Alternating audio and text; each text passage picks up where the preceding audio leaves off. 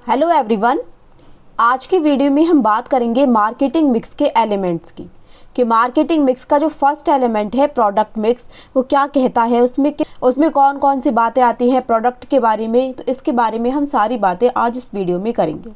तो सबसे पहले ये समझते हैं कि मार्केटिंग मिक्स होता क्या है।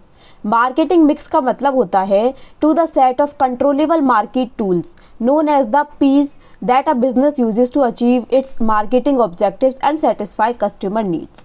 मार्केटिंग मिक्स का मतलब होता है कि मतलब हमारे पास कुछ ऐसी एज अ कंपनी अगर हम वर्क कर रहे हैं तो हमारे पास एक होता है कंट्रोलेबल फैक्टर्स एंड एक होता है अनकंट्रोलेबल फैक्टर्स। अनकंट्रोलेबल फैक्टर्स का मतलब क्या होता है, जिस पर हमारा कोई कंट्रोल नहीं है, जिसकी वजह से हमारी कंपनी में डिमांड सप्लाई सब कुछ अफेक्ट तो हो रही है लेकिन हम उसको कंट्रोल नहीं कर सकते।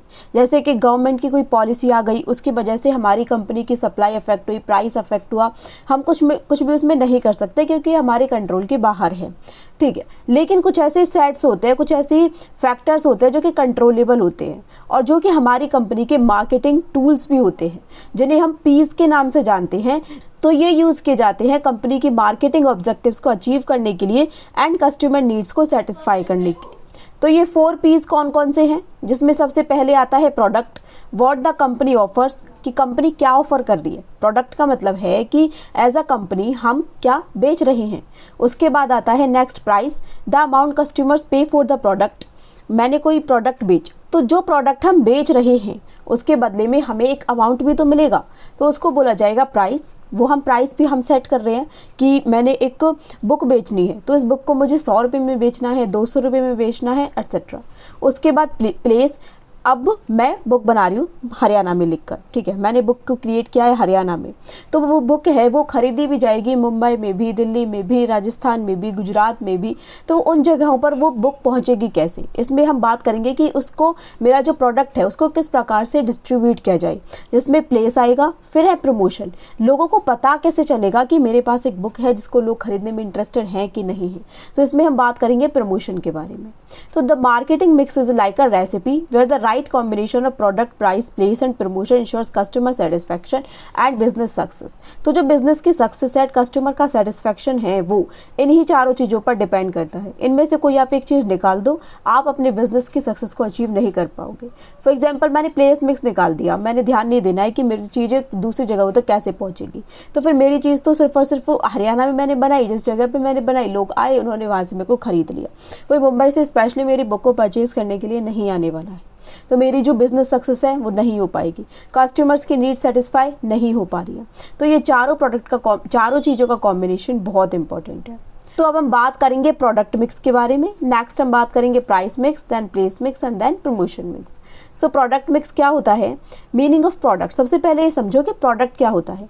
प्रोडक्ट का मतलब है गुड्स और सर्विसेज, एनीथिंग ऑफ वैल्यू, कोई भी ऐसी चीज़ या सर्विस जो आप दे रहे हो और जिसका सामने वाले इंसान के लिए एक वैल्यू है, which is offer to the market for sale, जिसको आपने मार्केट में ऑफर किया बेचने के लिए, उसको बोला जाता है प्रोडक्ट। जैसे कि गुड्स में भी मोटरसाइकिल, गुड्स में हमारे आ गए भाई बाइक हमने बेचनी है, सेल फोन बेचना है, टीवी बेचनी है, लैपटॉप बेचना है, एट्सेट्रा। सर्विसेज में हम इंश्योरेंस सर्विसेज बेच सकते हैं, हेल्थ केयर है, ऑनलाइन ट्रेडिंग।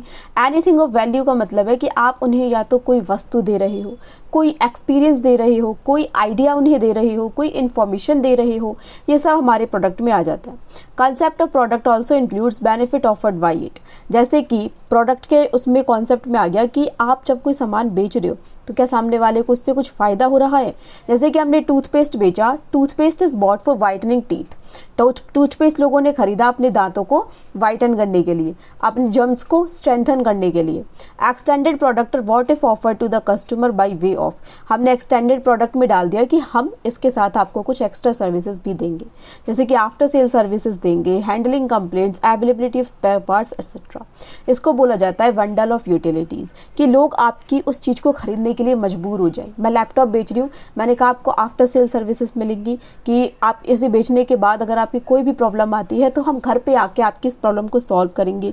आपकी कोई कंप्लेन है हम उसको तुरंत हैंडल करेंगे। आपको कोई स्पेयर पार्ट्स अवेलेबल कराने हैं तो वो हम आपको कराएंगे।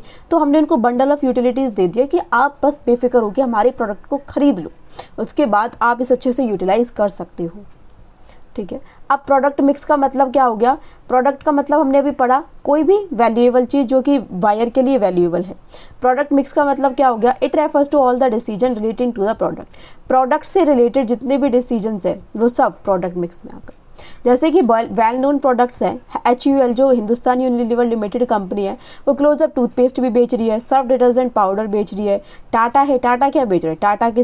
टाटा स्टील, ट्रक्स है, सॉल्ट है, LG टेलीविज़न है, रेफ्रिजरेटर है, अमूल में अमूल मिल्क है, घी है, बटर है, चीज़ है। क्या आप सब ऐसे डेयरी मिल्क के प्रोडक्ट्स इनसे, डेयरी के प्रोडक्ट्स इनसे आप ले सकते हो, ठीक है। तो क्लासिफिकेशन अगर प्रोडक्ट का किया जाए तो प्रोडक्ट्स दो प्रकार के होते हैं। सबसे पहला इसमें आता है कंज्यूमर प्रोडक्ट्स, नेक्स्ट आता है हमारा इंडस्ट्रियल प्रोडक्ट्स। तो कंज्यूमर प्रोडक्ट्स क्या होते हैं? ये वो वाले प्रोडक्ट्स होते हैं which are purchased by the ultimate consumer for satisfying their needs. ऐसे प्रोडक्ट्स जब आप उन्हें खरीद रहे हो ना तो आप उनको यूज़ करने वाले हो, मतलब आप ही उसके अल्टीमेट कंज्यूमर हो, आप उसको कहीं भी आगे नहीं बेचोगे। तो जो कस्टमर है वही इसमें कंज्यूमर भी होता है। फॉर एग्जांपल शर्ट, मैं शर्ट बेच रही हूँ, आपने शर्ट को ख़रीदा क्योंकि अल्टीमेटली आप उसको कंज्यूम करने वाले हो, आप उसको यूज़ करने वाले हो। वॉच है, टूथपेस्ट है, शेविंग क्रीम है, सोप है। The consumer products are further classified on the basis of 2 ground. अब जो ये कंज्यूमर प्रोडक्ट्स हैं ये भी दो प्रकार के हो सकते हैं, durability of product and the extent of shopping efforts involve. तो जो अल्टीमेट मैंने जो अब कोई भी वस्तु बनाई उसको मैंने बेच दिया, वो मेरे कस्टमर तक पहुंच गई। अब वो उस प्रोडक्ट के साथ क्या कर रहा है वो जाने। लेकिन इसको दो भागों में डिवाइड किया जा सकता है। भाई प्रोडक्ट की ड्यूरेबिलिटी कितनी रहेगी, इसके बेसिस पर आते हैं सबसे पहले हमारे पेरिशेबल प्रोडक्ट्स। इनका मतलब है वो product which have shorter life and generally perish after 1 और फ्यू यूजेस, जिनकी जो लाइफ है वो बहुत ही कम होती है। एक तो इनका टाइम भी बहुत कम हो सकता है, या फिर आप इनको बस 1 या 2 बार इस्तेमाल करोगे उसके बाद आप इन्हें इस्तेमाल दोबारा नहीं कर सकते। तो ऐसे वस्तु को बोलते हैं पेरिशेबल गुड्स। जैसे कि मिल्क है, मिल्क एक तो बहुत जल्दी ख़राब हो जाएगा, आप ज़्यादा से ज़्यादा 3 से 4 दिनों तक आप उसे स्टोर करके रख सकते हो, या फिर आपने एक बार उसको यूज़ किया वो ख़त्म। एग है, सिगरेट है, स्टेशनरी प्रोडक्ट्स हैं, एटसेट्रा। अब इनके फीचर्स क्या है? शॉर्टर लाइफ होती है, 1 या फ्यू यूजेस होंगे, स्मॉल मार्जिन है सेलर के पास, easy availability by the seller is must, आपको ये ईजिली कहीं भी मिल जाएंगे, large scale advertisement is needed, ठीक है। नेक्स्ट है durable products, it refers to those products which have longer life and are used repeatedly. वो वाले प्रोडक्ट्स जिनकी लाइफ भी लंबी होती है और जिनको रिपीटेडली बार बार जिनको यूज़ भी करते हो, जैसे कि टेलीविज़न है, फर्नीचर है, वॉच है, फ़ैन है, मोबाइल फ़ोन है, एट्सेट्रा, ठीक है। तो इनको आप बार बार में यूज़ कर सकते हो, लंबे समय तक आप इन्हें अपने घर में रखते हो, ठीक है। जैसे कि टेलीविज़न है, फर्नीचर है, लॉन्गर लाइफ है, मल्टीपल यूजेस है, हाई मार्जिन है सेलर के लिए, क्योंकि वो जब इनको बेचता है तो इसको, जैसे कि उसने अगर टेलीविज़न को 20,000 रुपये में बेचा तो उसको वहाँ पर हाई मार्जिन मिलेगा, 2 से 3,000 रुपये तक का उसे प्रॉफिट हो जाएगा। Personal selling efforts are required. जब टेलीविज़न खरीदने जाओगे ऐसा नहीं है कि उसने सेलर ने बोला कि ये वाला टीवी ले लो, आपने वो वाला टीवी ले लिया। यहाँ पर आपको पर्सनल सेलिंग एफर्ट्स बहुत ज़्यादा ज़रूरत होगी। जो जिस भी सेलर से आप ले रहे हो वो आपको दिखाएगा, समझाएगा, उनकी क्वालिटी समझाएगा, आप साइज भी चेक करोगे, प्राइस भी चेक करोगे, कलर भी चेक करोगे, चलता है कैसा चलता है, इसके बाद आपको कौन कौन सी सर्विसेज मिलेंगी, everything you will check. Facility of after sale services required. फिर है सर्विसेज। सर्विसेज से हमारा मतलब है जो हम सेटिस्फैक्शन या बेनिफिट्स दे रहे हैं अपने कंज्यूमर्स को। जैसे कि हेयर कटिंग, हेयर कटिंग में आप अपने हेयर कट कराने गए, आपको कोई भी प्रोडक्ट नहीं मिला लेकिन आपके हेयर कट हो गए, ये आपको एक सर्विस मिली है। वॉच रिपेयर है, कुरियर सर्विसेज है, मेडिकल सर्विसेज है, etcetera. Can not be separated from its source, ये अपने सोर्स से सेपरेट नहीं हो सकता। जैसे कि मेडिकल सर्विसेज है, आप डॉक्टर के पास गए, डॉक्टर ने आपको इंजेक्शन दिया, तो जब जो व्यक्ति, जो कस्टमर है वही इसको अल्टीमेटली यूज़ भी कर रहा है। ऐसा नहीं कि कोई और आपके बिहाफ पर जाकर इंजेक्शन ले आएगा। या फिर हेयर कटिंग है, हेयर कटिंग के लिए आपको खुद ही अपने हेयर कट कराने के लिए जाना होगा, ठीक है। कैन नॉट बी स्टोर्ड, इनको स्टोर आप नहीं कर सकते हो। क्वालिटी डिपेंड करती है कि कौन सा पर्सन उसको प्रोवाइड करा रहा है, एंड इसकी कोई फिजिकल एग्जिस्टेंस नहीं होती। नेक्स्ट है हमारे इसमें शॉपिंग एफर्ट्स इंक्लूड होते हैं। ऐसे प्रोडक्ट्स कौन कौन से, इस पे आते हैं हमारे कन्वीनियंट प्रोडक्ट्स, वो प्रोडक्ट्स जो कंज्यूमर खरीदता है बार बार सुविधा के लिए। जो कंज्यूमर जिन प्रोडक्ट्स को यूज़ करता है उनको बोला जाता है convenient products, and with lesser shopping efforts. जैसे कि मैच बॉक्स है, सॉल्ट है, बिस्किट्स हैं, टूथपेस्ट है। तो ये आते हैं हमारे ऐसे प्रोडक्ट्स, इनको क्लासिफाई किया जाता है ऐसे प्रोडक्ट्स के अंदर जो कि हमारे शॉपिंग एफर्ट्स इसमें इंक्लूडेड होते हैं। Can be purchase at convenient locations, के कहीं से भी आसानी से परचेज किया जा सकता है। इनकी कंटिन्यूसली डिमांड रहती है, लो यूनिट प्राइस रहता है, स्मॉल क्वांटिटीज़ में हम इनको खरीदते हैं। फेसिंग मोर प्रोडक्ट, अब एक ही मैच बॉक्स के आपको बहुत सारे ब्रांड्स की मिल जाएंगी, सॉल्ट आपको बहुत सारे ब्रांड की मिल जाएंगे, बिस्किट्स के काफ़ी सारे ब्रांड्स हैं, having prices as most of this products are branded. फिर आते हैं हमारे शॉपिंग प्रोडक्ट्स, वो product which a consumer compares with the products of other companies at the time of its purchase. ऐसे प्रोडक्ट जब आप इनको खरीदते हो तो आप दूसरी कंपनी के प्रोडक्ट्स के साथ इनको कंपेयर करने शुरू कर देते हो।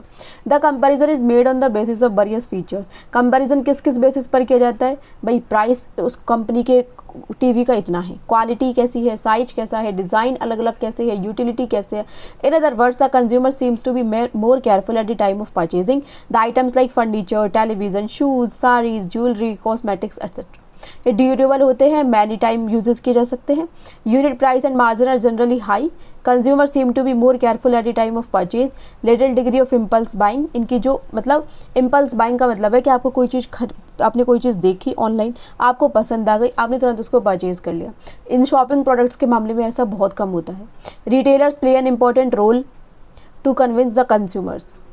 फिर हमारे स्पेशलिटी प्रोडक्ट्स, ऐसे प्रोडक्ट्स इनकी एक स्पेशल सिग्निफिकेंस होती है कंज्यूमर के लिए। On the basis of the consumer is tempted to purchase such products are canvassed at large scale. तो जो प्रोडक्ट्स हैं वो कंज्यूमर्स के लिए बहुत ज़्यादा जाने जाते हैं। Consumers likes to purchase the product of a special brand. जो कंज्यूमर है वो पसंद करते हैं कि हम एक स्पेशल ब्रांड का ही इस प्रोडक्ट को हम खरीदें। Thus it does not compare it with other products. जैसे कि कार है, कार आपने सेलेक्ट कर ली कि मुझे यही वाली कार चाहिए तो you will go for that car. Scooter है, फ्रिज है, हेयर कटिंग सैलून है, रेस्टोरेंट है। इसके फीचर क्या है, इनकी लिमिटेड डिमांड होती है, very high per unit price, limited number of suppliers है, requires large scale advertisement, requiring after sale services.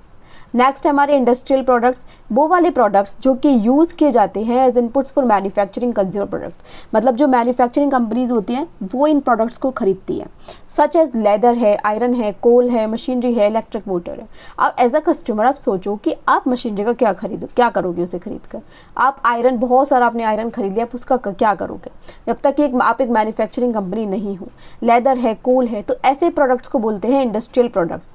These products are generally purchased by the manufacturers, public utility companies, mining companies, bank and transportation companies.